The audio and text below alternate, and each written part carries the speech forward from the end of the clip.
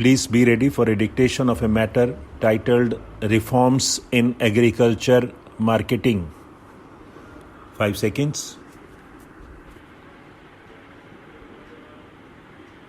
Start.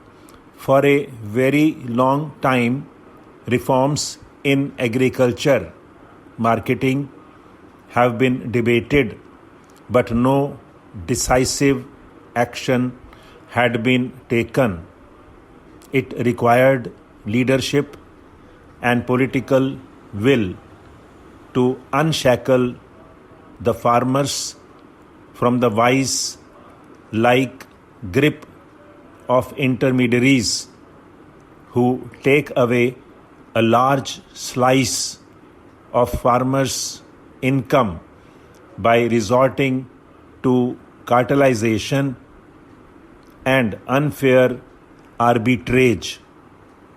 2 landmark ordinances were recently promulgated by the President of India, which have the potential to fundamentally transform the agriculture sector and facilitate more holistic development of agriculture markets from farm to fork, furthering the government's vision of doubling farmer income by 2022. Aim is to help farmer become an entrepreneur rather than being subservient to unholy nexus of regulated markets and intermediaries. The first of these ordinances, the Farmers' Produce Trade and Commerce Promotion and Facilitation Ordinance 2020, provides freedom to farmers to sell when they want, where they want, and in whichever market they want, which was restricted by stringent Agriculture Produce Market Committee regulations. There were previously 4 key restrictions for farmers. First, location of market, which is restricted to the nearest geographic market.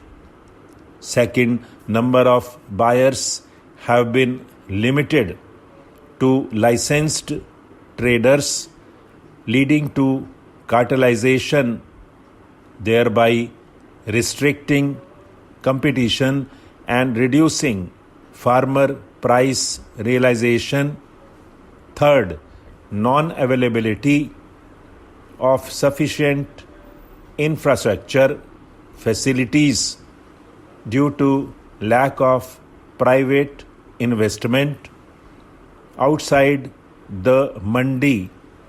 And fourth, lack of transparency in price with limited visibility of interstate prices, potentially beneficial for intermediaries to gain through arbitrage at the cost of farmers.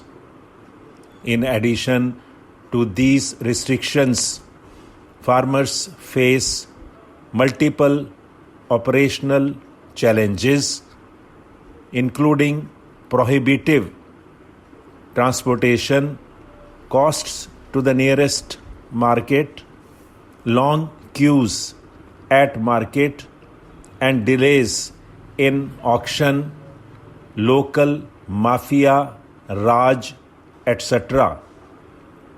Further, the choice of Agriculture Produce Market Committee, Mandi, and procurement at minimum support price will continue uninterrupted. Finally, in order to protect the interest of farmers, the government has mandated an expedient and simple dispute resolution process. With the new ordinances in place, a vibrant ecosystem will be created for farmers and traders, creating an unrestricted markets with three key benefits. First, choice of market, allowing a farmer to sell in any state or national market that offers the best prices. Stop.